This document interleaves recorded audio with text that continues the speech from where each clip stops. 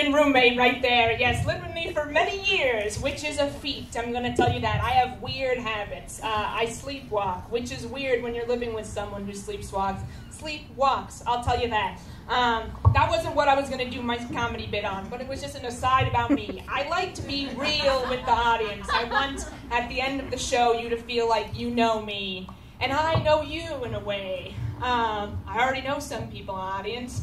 My friends. My friends over there. IO siblings are here. Hello. I know you. This side of the audience, though, not too sure of. Hello.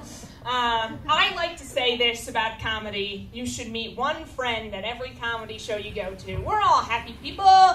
We're funny. We like to have a good time. Perfect place to make a friend. Perfect place, perfect place. This is not what I wanted to talk about either. But I do have something I want to talk about. One, some of you saw the cute little kitten. I think the kitten is gone now. I was really hoping the kitten would eventually make an appearance. But then I realized that kitten was a black cat. And you know, black cats are, you're not supposed to walk past them.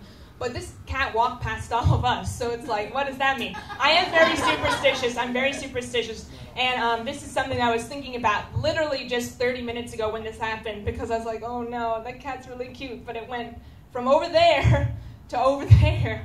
It's like, it really did walk right by us. It's like, oh no, what about my life? You know? It's like, this cat's just minding its own business, whatever. And it really tried to crawl under the bar. I was like so interested in the comedy. It's like, you're so cute, and you look like you need a good home. And I'm like, where did you come from, little cat? But it's like, also, you're evil.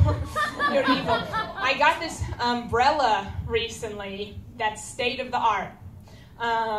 Let me explain how this works.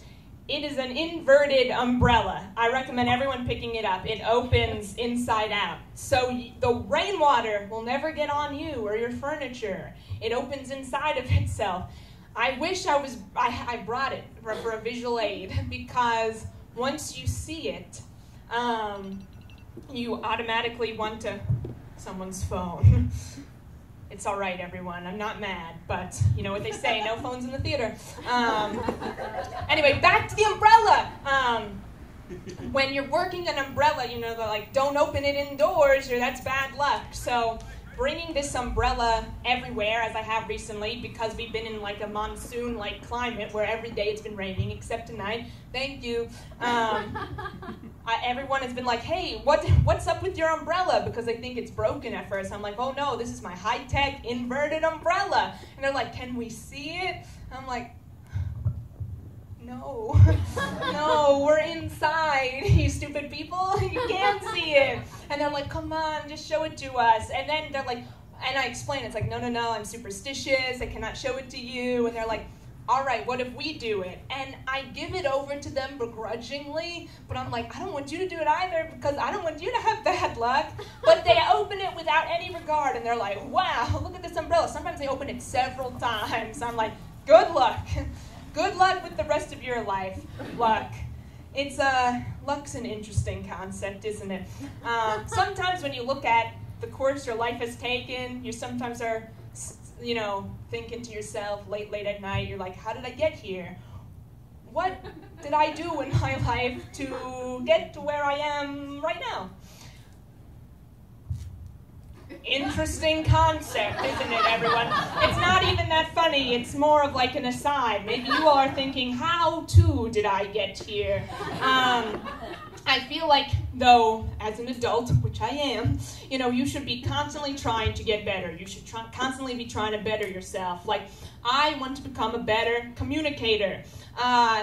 I don't understand sarcasm. I never had. I'm trying to get better at it. And I think I am better than the point at which I once was.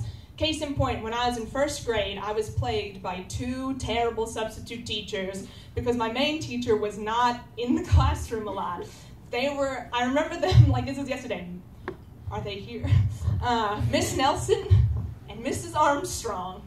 They were so mean. They hated me. Anyway, one day I was being disciplined by Miss Nelson, and she's blaming me for something. And I was like, Miss Nelson, and I'm like 7 at this time, and I'm like crying. I'm like, Miss Nelson, it wasn't my fault. And she's like, well, nothing is ever your fault, Stacy. And I was like, you're right. Exactly. Like, you understand what I'm finally saying. Like, Nelson, that's what I've been saying since day one. And then she got really angry at me. And it's not until years later I was like, oh, I got the best of that interaction. I worked it out.